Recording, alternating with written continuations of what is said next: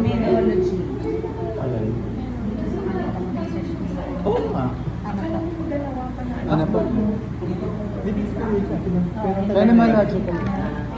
Phenomenological. Menological and marinological. Asan na ba tayo? Yung first descriptive biology na po, chapter 3. Descriptive yan. Kasi mag-interpretative. Plus lang yung interpret. Late Plus sky. Tino. Creswell. Creswell na naman. Ha? Pati na pati si Creswell siya. Huwag na ba si? Huwag na si Creswell. Gamit na gamit si Creswell. Creswell. Wala na bang iba na makita? Wala na kayo makita ng iba. Meron, sir. Wala si Hazard. Si Jessica. Pero naman, makipicturean nyo yan. Saan na ba tayo? Methodology do. Methodology na. Consistent of wording. Katulad dito sa introduction ng methodology. Mamahirap pala. Consistent of wording. LGBTQS plus individuals. So, yun, di ba ganun tayo? Pag nag-discuss kayo dapat. Laging kadugtong na sa ito. Tapos, una-una, research design, traditional inquiry of data and method, source of data, instrumentation, ethical analysis. Di ba ganun dapat? Sundan na lang namin yung documents. Send sa manual. Ha? Tapos, i-improve yung research design. Hindi ganito na mag-discuss ang research design. Hindi ko na, banggitin nyo lahat yung pwede nyo mag-assin sa research design, na paano nyo ginamit sa inyong study, yung research design nyo. Ha? Hindi lang yung, the study will utilize qualitative research design. Anong klase qualitative research design? Sabi mo nga kanina, descriptive. Anong descriptive ito? Tapos, ano yung qualitative? Explain nyo ano ito kay Creswell na ito. Hindi ko ninyo tapos, how did it relate to your study? Bakit? Ganun mag-discuss sa research design. Basa kayo ng research design din sa library kung paano nila dinidiscuss sa qualitative research design. Kunin nyo yung idea, tapos ipasok yung idea dito. Nag-gets si Sir Kulang kasi kayo sa basa. Nag-gets si Sir Fergie. Yes. Kulang kayo sa bata.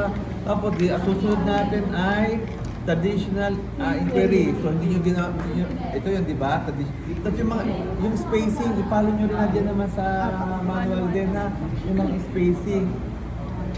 Improve nyo tong data procedure nyo. So, paano nyo ba kayo, ano bang ginamit nyo sa pagkuha ng data? Ito ba nag-recording kayo? Gumamit kayo ng question and answer. Ano bang ginamit nyo? Ito ba open-ended question? Nandito ba yun? Discuss nyo ba yun? Interview lang. Sa interview? Interview Sa interview lang. kayo? Yung mga materials na ginamit ninyo, binalikan nyo ba sila? Yes. Nagpa-validate ko lang na ito yung sinabi nila. Nandito ba yun? Sinabi nyo sa data gathering procedure. Baka nandyan nyo lang alam yung mga validation process nyo ba? Nandito ba yung process? Opo, nandiyan po yung process. Oo nga.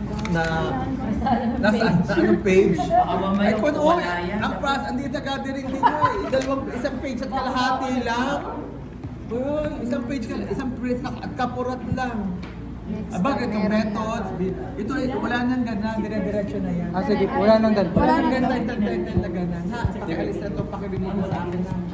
I-remove nyo nila ito, dire-diretso na ito. Ano na lang yung pinaka-title namin? Ito, Ano na lang? traditional. Wala na itong data gathering procedure. Traditional, dire-diretso na yan ang pag-narrative ninyo.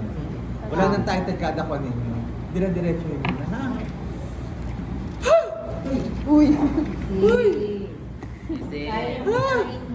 Naubos na yung kinain ko.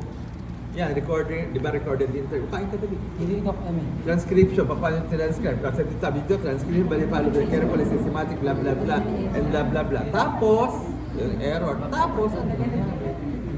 Rapitin. Ang bakit ako ng book? Di ba yung mga, hindi ko naman nag-general question. Sabi ba, validation of recorded interviews. Sabi dito, validation of recorded focus on the hindi naman dapat gano'n ang focus. Kung ano talaga nangyayari. Kung ano nangyayari talaga. Yun ang sabihin niyo. Kung ano nangyayari talaga. Magkwento kayo na ito yung nangyayari during our validation and recorded interview, ganito, may super, ganito, ginamit ang ganun ang pagsalita. Hindi yung description, i-describe nyo eh. I-describe nyo, di ba? Hindi ganun. Okay po. Ha? Wala na yung mga dates. Alis na yun. Kumbaga isang haba na lang sa sarili. Ang paragraph ng narrative sa gano'n. Yan, ha? O ma'am, ikaw na po sa data ko. Wala akong source of methodology. Source of data ba yung susunod? Apo. Okay, dun sa number taking tradition, counseling colleagues, you have to input the interview protocol. Paano process interview, yung process ng duration, ilang oras ba, oras, location, Oo, yung lugar, mag-interview ka, andyan ba sa hotel, saan kayo, mga hotel. andyan ba sa gilid ng buwan, ng lagot, o Tsaka paano, Para maging kwan talaga. paano kayo nag-recruit ng inyong mga participants? Susunod. Okay.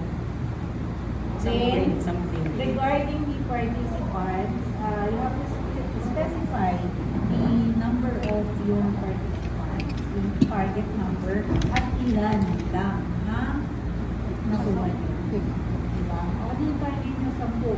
Pero 5 lang yung pumwede. Bakit 5 lang? Parang gano'n. So, iside nyo rin yung kay Creswell na ilan lang ang pwede. Okay po. Yun yung justification Mhm. nila na dahil because ito yung nananagos na pwede na yung ganito. Tapos,